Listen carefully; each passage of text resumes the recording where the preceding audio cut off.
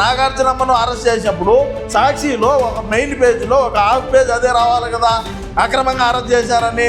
అంటే తెలంగాణలో కూడా మనకు ఆస్తులు ఉన్నాయి, తెలంగాణలో కూడా మనకు బిజినెస్లు ఉన్నాయి, తెలంగాణతో మనకు లావాదేవీలు కావాలా, తెలంగాణ వాళ్ళతో మనం పెట్టుకోకూడదు అని చెప్పి ఏమన్నా నాగార్జున యాదవ్ అరెస్ట్ అయినప్పుడు మన సాక్షిలో వేయలేదా? ఎందుకే లేదని కదా, పార్టీ కోసం పనిచేశాడు కదా. నమస్కారం ప్రజలారా, నిన్నటి రోజున మన పార్టీకి సంబంధించిన నాగార్జునమ్మను అరెస్టు చేయడం జరిగింది పోలీసులు, తెలంగాణ పోలీసులు. అంటే ఇక్కడ చంద్రబాబు నాయుడు గారిని, అదేవిధంగా కూటమిలో ఉండేటువంటి నాయకుల్ని కావచ్చు, పవన్ కళ్యాణ్ గారిని కావచ్చు, అందరినీ కూడా, నారా లోకేష్ గారిని మరి అనుచితమైన వ్యాఖ్యలు చేసినప్పటికీ కూడా కూటమి ప్రభుత్వం దానికి తగ్గట్టు చర్యలు తీసుకోకపోగా, సరే మన పార్టీలోనే ఉండేటువంటి వ్యక్తులందరూ అదే విధంగానే భాష మాట్లాడతారు, అటువంటి వాళ్ళనే మనోళ్ళు ప్రోత్సహిస్తారు, అటువంటి వాళ్ళనే మనోళ్ళు వెనకబెట్టుకుంటారు, అటువంటి వాళ్ళకే ఎక్కువ మైకులు ఇచ్చేది కూడా మనోళ్ళు. మనోడికి ఎప్పుడు కూడా అంటే మనకు ఆపోజిట్గా ఉండే వాళ్ళని ఎప్పుడు కూడా వాళ్ళని తిట్టడం మనోడి యొక్క లక్ష్యం, అది అందరికీ తెలుసు. ఎందుకంటే భారీ బహిరంగ సభల్లో కూడా గతంలో మనం పాదయాత్ర చేసి ముద్దులు పెట్టే రోజుల్లో కూడా మైక్ ఇచ్చే ముందు నిన్ను బాగా తిట్టమన్నాడు చంద్రబాబు నాయుడు గారిని అని రోజాకు పబ్లిక్ మీటింగ్లో కూడా చెప్పినటువంటి సందర్భాలు కోకొల్లలుగా ఉన్నాయి. మరి అదేవిధంగా చూసుకుంటే నిన్నటి రోజున నాగార్జున యాదవ్ గారిని మరి తెలంగాణ పోలీసులు వచ్చి తెలంగాణ ముఖ్యమంత్రి రేవంత్ రెడ్డి గారిని చేసినటువంటి వ్యాఖ్యలు, ఆయన్ను ఉద్దేశించి ఏమి మాటలైతే మాట్లాడున్నాడో దాని మీద కేసులు కట్టి మరి ఆయన్ని తీసుకుపోవడం జరిగింది. అందులో భాగంగా మన పార్టీకి సంబంధించినటువంటి మాజీ మంత్రులు కానీ, మాజీ శాసనసభ్యులు కానీ మన పార్టీలో ఉన్నారు కదా, రాష్ట్ర అధికార ప్రతినిధులుగా చాలామంది ఉన్నారు. ఏ ఒక్కరు కూడా బయటకు వచ్చి మాట్లాడకపోగా మరి బ్రహ్మాండంగా మన యొక్క ఆర్కే రోజా గారు ఏ విధంగా ఉంటారు, ఏ విధంగా ముందుకొచ్చి ఆమె ఏ విధంగా మాట్లాడతారు అంటే, మా విగన్లోనూ రాలా, మరి అమరావతి రైతులు మన పార్టీకి సంబంధించినటువంటి వాళ్ళను కోడిగుడ్లతో స్వాగతం పలికిన రోజు రాలా, మరి ఏమనుకునిందో ఏవో మరి ఆమె దూరంగా ఉండాలి. మరి అదేవిధంగా మన పార్టీ తరఫున హరికథలు చెప్పేటువంటి లక్ష్మీపార్వతి గారు కూడా వచ్చి ఎక్కడ కూడా మాట్లాడాలి. ఎందుకంటే లక్ష్మీపార్వతి గారు, ఈ నాగార్జున ఇటువంటి వాళ్ళని అందరినీ కూడా దగ్గర పెట్టుకొని కేఎస్ఆర్ లైవ్ షోలు జరుగుతూ ఉంటాయి.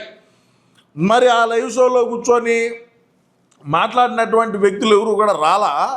మరి మణిరత్నం శ్యామల గారిని వదిలినారు. నువ్వు ఒక వీడియో బయట ఏమన్నా నువ్వు వదిలేని ఏమన్నా నువ్వు చెప్పినారు ఎట్నో తెలియదు. ఇంతకు శ్యామలకి ఏం మాట్లాడుతుంది అనేది మనం ఒకసారి విన్న తర్వాత ఆ వీడియోని విశ్లేషణ చేస్తే ఇంకా బాగుంటుంది. సరే, ఏం మాట్లాడుతుందో విందాం. కాంగ్రెస్ పార్టీ అధికార ప్రతినిధి నాగార్జున యాదవ్ అన్నని ఈ రోజు ఆయన ఇంటి నుండి చెప్పా పెట్టకుండా ముందస్తు నోటీసులు ఇవ్వకుండా మేము తెలంగాణ పోలీసులు అంటూ ఇంటికి వచ్చి నాగార్జున యాదవ్ అని అరెస్ట్ చేయడం జరిగింది. ఎందుకు తీసుకెళ్తున్నారు, ఎక్కడికి తీసుకెళ్తున్నారు అని కుటుంబ సభ్యులు అడిగినప్పుడు ఏమి సమాచారం చెప్పకుండా మేము నల్లపాడు పోలీస్ స్టేషన్ కి సమాచారం పంపిస్తాము అని చెప్పి అన్నను తీసుకుని వెళ్ళిపోయారు. నువ్వు పోయి అడకపోయినావా? నువ్వు తెలంగాణలోనే కదా ఉన్నావు. నువ్వు తెలంగాణలో ఉండేటువంటి మనిషిగా నువ్వు పోయి ఎక్కడ కేసు పెట్టారు ఏందో కనుక్కొని, ఏమి కేసు పెట్టినారు మా నాగార్జున అన్న మీద, మా నాగార్జున అన్న చేసినటువంటి వ్యాఖ్యలు ఏమి ఇబ్బందిగా ఉన్నాయి, మేము ఇంకా బాగా మాట్లాడతామని నువ్వు పోయి అడగకూడదా?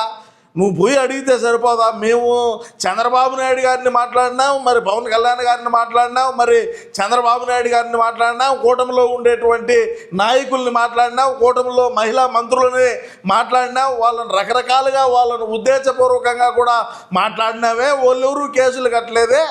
మరి తెలంగాణ ముఖ్యమంత్రి మీద మాట్లాడితే మా నాగార్జున అన్న మీద దేనికి కేసు కట్టారని చెప్పి నువ్వు పోయి అడుగు. నువ్వు ఉండేది తెలంగాణలోనే, హైదరాబాద్లోనే కదా. నువ్వు ఇంకొక రాష్ట్రంలో ఏం లేవు, లేకంటే మన ఆంధ్ర రాష్ట్రంలో అసలే లేవు కదా. నువ్వు అక్కడే ఉన్నావు. నువ్వు పోయి అడగాల్సింది. నువ్వు పోయి అడిగి మన పార్టీ తరఫున ఒక స్టాండ్ తీసుకొని నేను ఉన్నాను నీకని చెప్పి నువ్వు అడుగు ఇంట్లో వచ్చి బయటకు వేసేదిలే. ఊరికే కెమెరాల ముందుకు వచ్చి ఆమె మైక్ ఒకటి పెట్టుకొని 735 రూపాయలు మైక్ ఒకటి వేసుకొని మాట్లాడితే సరిపోతుందా అని నా యొక్క అభిప్రాయం, నా ఫీలింగు. నువ్వు పోయి బయటికి పోయి మాట్లాడితే నీ దగ్గరికి 10 మంది వచ్చారు. మరి ఆ సినిమా గ్లామర్ వల్లనో, మరి రాజకీయంగా మనం ఎదుగుతున్నామో, ఎట్నో ఏదో ఒక రకంగా 10 మంది మనుషులు వచ్చారు. నువ్వు పోవాల్సింది కదా శ్యామలక్క. నువ్వు ఇంట్లో ఉంటే ఎట్టయితుంది చెప్పు. ఇంకా సమస్య సమస్యని ఎవరైతే ప్రశ్నిస్తారో అమ్మా. ఆ సమస్యకి సమాధానం చెప్పకుండా ఆ. ఆ ప్రశ్న లేవనెత్తిన వారినే ఒక సమస్య అని చూపించి ఈ రోజున అక్రమంగా అరెస్టులు చేసేటువంటి దారుణ దుస్థితిలో ఆంధ్ర రాష్ట్ర ప్రభుత్వం నడుస్తోంది.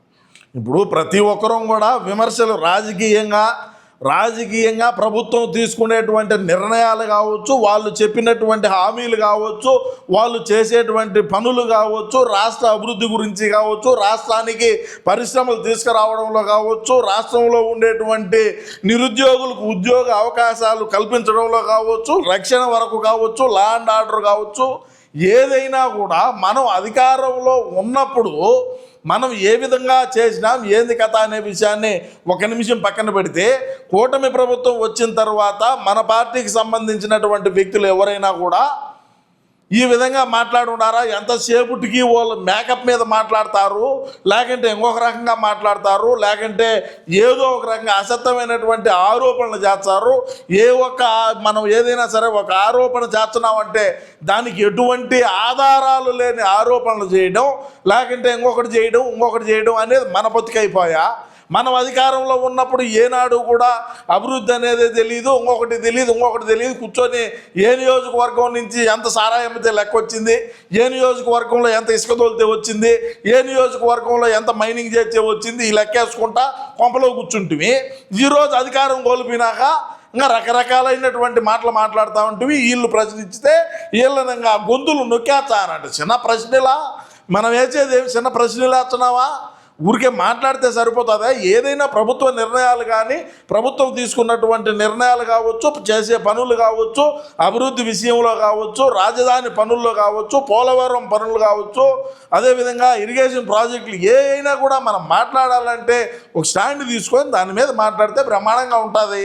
అట్లా లేకుండా ఇష్టానుసారంగా మనం ఏదో మాట్లాడాలా, మనం మీడియా ఇది కావాలా మనం అని చెప్పి మాట్లాడితే బతుకులు ఎట్లా తగలబడతాయి. ఎవరిని మాట్లాడొద్దన్నారు? రాజధానిలోకి పోయి జరిగేటువంటి పనులు చూపిండి. నువ్వు కూడా తిరిగినావు కదా మావిగర్ అని చెప్పి 3 ప్రాంతాలు తిరిగినావు. ఎంతమంది ప్రజలు నిన్ను చేతరించున్నారు? జగనన్న దగ్గర ఉండేటువంటి వ్యక్తులే ఈ మావిగర్ ఏంది, ఈ కథ ఏంది, ఈ వ్యవహారం ఏంది, ఈ కర్మ ఏంది, మనకేంద్రా ఈ కర్మ అని చెప్పి అన్నటువంటి వ్యక్తులు నాకు తెలిసిన వాళ్ళు ఉన్నారు. పేరు నాని గారు ఏమన్నారు మావిగన్ గురించి? అమ్మ సత్తనవరా ఈ పిచ్చోడితో కూడా మనోడు ఏది మాట్లాడితే దాన్ని వెనకేసుకురావాలంటే కింద మనల్ని ప్రజలు ఏమనుకుంటున్నారు అనేది ఆయనకు అర్థం కాలేదా? మనం ప్రజలు లేకపోయి ఏమి చెప్పాలి, ఏం మావిగన్ అనాలా? ఈ 5 సంవత్సరాల పాటు మీరు ఎందుకు ఈ మావిగన్ డెవలప్ చేయలేకపోయినారంటే ఏమి సమాధానం చెప్పి సావాలని జగనన్న దగ్గర సన్నిహితంగా ఉండేటువంటి వ్యక్తులు నాతో మాట్లాడినారమ్మా. నీతో ఎవరు మాట్లాడతారో? నువ్వు ఊరికే తొత్తో మీద మాట్లాడితే సరిపోతుందా? నువ్వేదో అనుకుంటావు, అది అన్నీ జరగదేడా. కొద్దిగా అణిగి మాట్లాడాలా చెప్పుగా.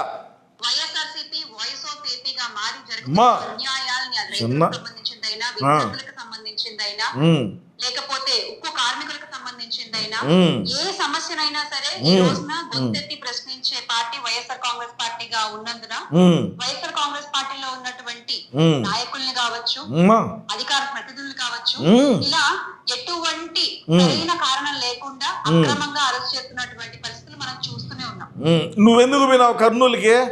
నువ్వు కూడా అప్పుడు కర్నూలు వినావు కదా, బస్సు ప్రమాదం జరిగితే ప్రమాదవశాత్తు జరిగినటువంటి బస్సు ప్రమాదాన్ని నువ్వు ఏ విధంగా చిత్రీకరించేదానికి పోయినావు? నువ్వు ఏ విధంగా చిత్రీకరణ చేసినావు మీడియా ముందుకు వచ్చి? తద్వారా వచ్చిన ఫలితం ఏంది? నిన్ను పోలీసులు విచారణకు పిలిచినారా లేదా? నువ్వేమన్నావు? నాకు తాడేపల్లి కేంద్ర కార్యాలయం నుంచి వచ్చినటువంటి పేపర్ ఏదైతే ఉన్నదో దాన్ని నేను చూసి చదివినాను తప్ప నాకంత విషయ పరిజ్ఞానం లేదని చెప్పిన మాట వాస్తవం కాదా? నువ్వు కూడా మాట్లాడవచ్చు ఖచ్చితంగా. అందరూ కూడా మనం ప్రజాస్వామ్యంలో ఉన్నాం. ప్రతి ఒక్కరూ ప్రతి ఒక్కదాన్ని కూడా ప్రశ్నించే హక్కు మనకు భారత రాజ్యాంగం కల్పించింది. కానీ మనం ఎంతవరకు అసత్యాలు ఆరోపణలు చేస్తూ ఉంటే ఎవరు కూడా ఊరుకోరు కదా. అదే లైవ్ డిబేట్ షోలో కేఎస్ఆర్ గారు కూడా ఉన్నారు, ఆయన కూడా ఉన్నాడు. ఆయనైనా సరే ఇది ఖండించవచ్చు కదా, ఇది తప్పయా, ఈ విధంగా మాట్లాడకూడదు, ఒక ముఖ్యమంత్రిని పట్టుకొని మనం ఈ విధంగా ఆయన మీద కూడా క్రిమినల్ కేసు ఏదో నమోదైందని చెప్పి కూడా తెలుస్తూ ఉన్నది. మన పేపర్లో సాక్షి పేపర్లో ఏమన్నా రాస్తారనుకుంటే ఏడా కూడా ఏం పెద్దగా వేయాలి అంటే నాగార్జున అవసరం ఉన్న రోజులు వాడుకొని ఈ పొద్దు వదిలి తప్పినామనే చెప్పండి, అట్టయినా సరే వదిలిదొప్పినవరా, వాటితో మనకు అవసరం లేదులే అని చెప్పండి. మన నాగార్జునమ్మను అరెస్ట్ చేసినప్పుడు సాక్షిలో ఒక మెయిన్ పేజీలో ఒక హాఫ్ పేజ్ అదే రావాలి కదా, అక్రమంగా అరెస్ట్ చేశారని. అంటే తెలంగాణలో కూడా మనకు ఆస్తులు ఉన్నాయి, తెలంగాణలో కూడా మనకు బిజినెస్లు ఉన్నాయి, తెలంగాణతో మనకు లావాదేవీలు కావాలా, తెలంగాణ వాళ్ళతో మనం పెట్టుకోకూడదు అని చెప్పి ఏమన్నా నాగార్జున యాదవ్ అరెస్ట్ అయినప్పుడు మన సాక్షిలో వేయలేదా? ఎందుకే లేదని కదా, పార్టీ కోసం పనిచేశాడు కదా.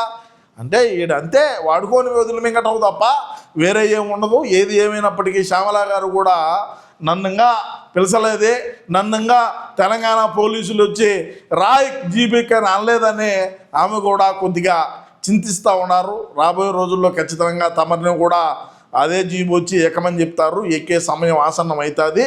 కొద్ది రోజులు మీరు వేచి చూడండి.